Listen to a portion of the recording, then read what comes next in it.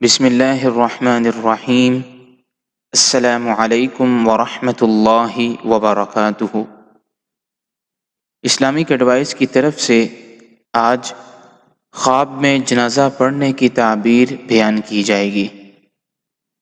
اگر کوئی خواب میں جنازہ لے جاتے ہوئے کو دیکھے تو دلیل ہے کہ صاحب خواب اتنے لوگوں پر حکومت کرے گا لیکن ان پر ظلم کرے گا، اور اگر دیکھے کہ وہ خود مرا ہے اور اس کا جنازہ لے گئے ہیں اور لوگ جنازے کے پیچھے چلتے ہیں تو دلیل ہے کہ شرف و بزرگی پائے گا، لیکن اس کا دین خراب ہوگا اور اس قوم پر حکومت کرے گا۔ اور اگر دیکھے کہ خود مردے کا جنازہ اٹھا کر لے جا رہا ہے تو دلیل ہے کہ بادشاہ کی خدمت کرے گا اور اس سے خیر و نیکی دیکھے گا۔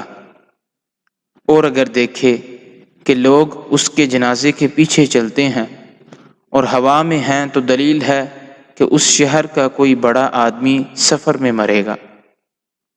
اور اگر اپنا جنازہ دیکھے کہ زمین پر جا رہا ہے تو دلیل ہے کہ سفر کرے گا۔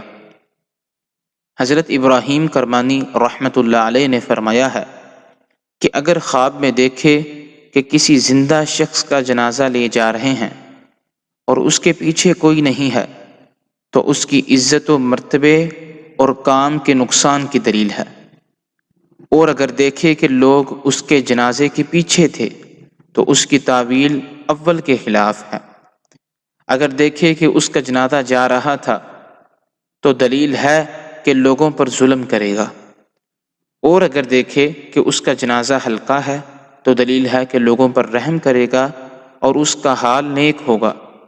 اور اگر دیکھے کہ جنازے سے گرا ہے یا لے جانے والوں نے اس کو گرا دیا ہے تو دلیل ہے کہ عزت اور مرتبے سے گرے گا اور اس کا کام رک جائے گا۔ حضرت جعفر صادق رحمۃ اللہ علیہ نے فرمایا ہے کہ جنازہ خواب میں 3 وجہ پر ہے۔